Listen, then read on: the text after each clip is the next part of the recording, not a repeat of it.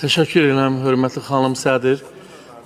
Baş nazirimiz başda olmaqla bütün hökumət üzvlərini salamlayıram və hər kəsi bayram münasibəti ilə təbrik edirəm.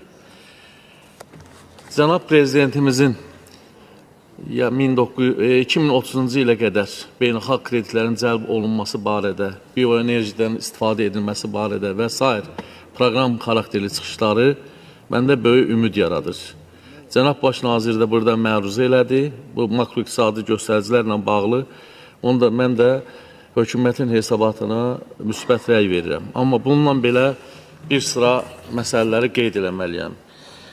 Hesabat kitabının bizə 11-ci səhifəsində deməli qeyd olunur ki, ümumdaxili məhsul 104,6% olub, qeyri-neft qaz sektoru 109,1%, amma neft qaz sektoru 97,3%.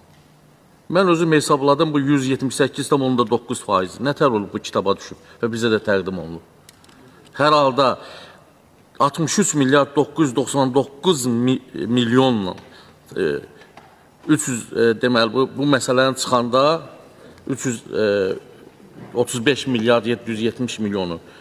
Bunu diqqət etmək lazımdır.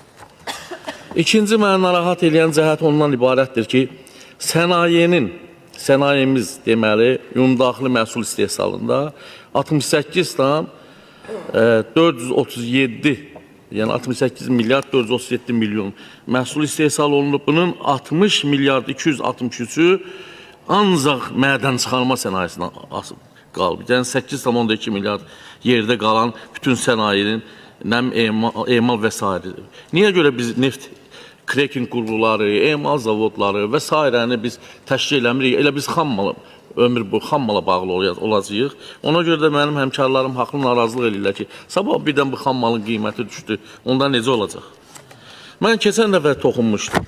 Burada bizə verilən deməli hesabatda göstərilir ki, 5 milyon, 56 milyon nəfər məşğul əhali var. Yəni, burada iqtisadi fəal əhali 5 milyon 358 min. Bunun cəmi 1 milyon 733 mini bilirik ki, neft və qeyri-neft sektorunda çalışır. Və qalanlar haqqında niyə məlumat yoxdur? Keçən dəfə dedim axı. Görək onlar da nə işlə məşğul olur da?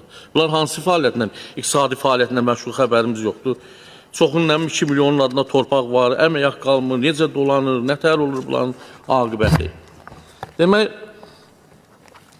misal üçün biz nəyi ekonom edirik? Ekonom edirik ki, biz pensiyada misal qənaət rejimi